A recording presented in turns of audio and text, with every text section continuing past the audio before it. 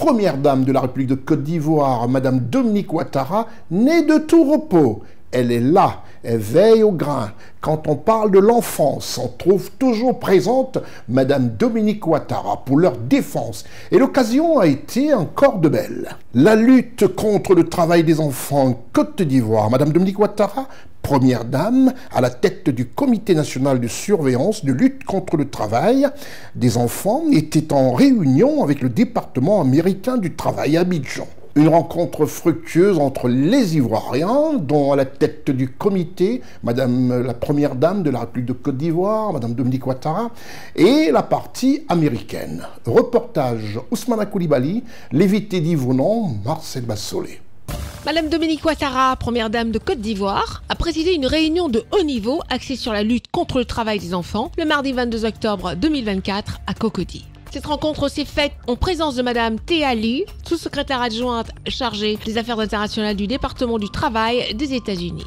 Il est essentiel de ne pas abandonner car la menace persiste. La Première Dame de Côte d'Ivoire, Madame Dominique Ouattara, présidente du comité de surveillance des actions de lutte contre le travail des enfants, partage cette conviction avec le département du travail des États-Unis d'Amérique. Le département du travail des États-Unis et les gouvernements de la Côte d'Ivoire et du Ghana ont une longue histoire de partenariat sur cette question. Je tiens à féliciter les deux gouvernements pour leurs efforts continus en faveur du progrès et du changement significatif visant à améliorer la vie des enfants, des familles et des travailleurs vulnérables dans leurs pays respectifs. Bien que des avancées aient été réalisées, USDOL réclame davantage d'efforts à la Côte d'Ivoire dans ce dernier rapport de travail des enfants. Les recommandations formulées à cet effet portent notamment sur les secteurs de l'éducation et de la protection sociale. Concernant l'incapacité des inspecteurs du travail à prendre des sanctions civiles contre les personnes en cas d'infraction relative au travail des enfants, à ce sujet, le ministre de l'Emploi et de la Protection sociale se propose de faire un plaidoyer en vue de la prise d'une ordonnance pour modifier le Code du travail afin de donner aux inspecteurs du travail le pouvoir de coercition, notamment celui de prononcer des sanctions civiles en cas d'infraction en matière de travail des enfants. Face à la pression avec la politique de scolarisation obligatoire, je voudrais dire qu'en nombre d'établissements secondaires publics, en 2011, on avait 294 collèges et lycées.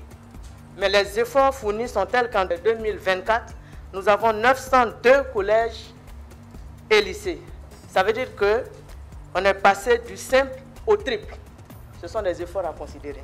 Quant à Madame Dominique Ouattara, Première Dame de Côte d'Ivoire, elle assure que les mesures de répression vont s'accentuer. Concernant l'augmentation du nombre de brigades de la police criminelle en charge de la lutte contre le travail des enfants et de la délinquance juvénile, nous avons déjà pris en compte ce point par la création de 6 antennes équipées de véhicules et de matériel d'intervention à travers le pays.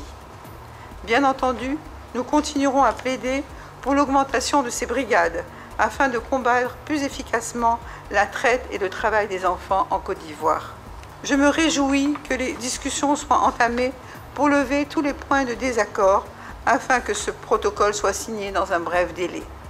À cet effet, je souhaite vivement que toutes les parties prenantes dans un esprit constructif fassent des concessions afin que la mise en œuvre de ce protocole aboutisse pour le bien-être de nos enfants.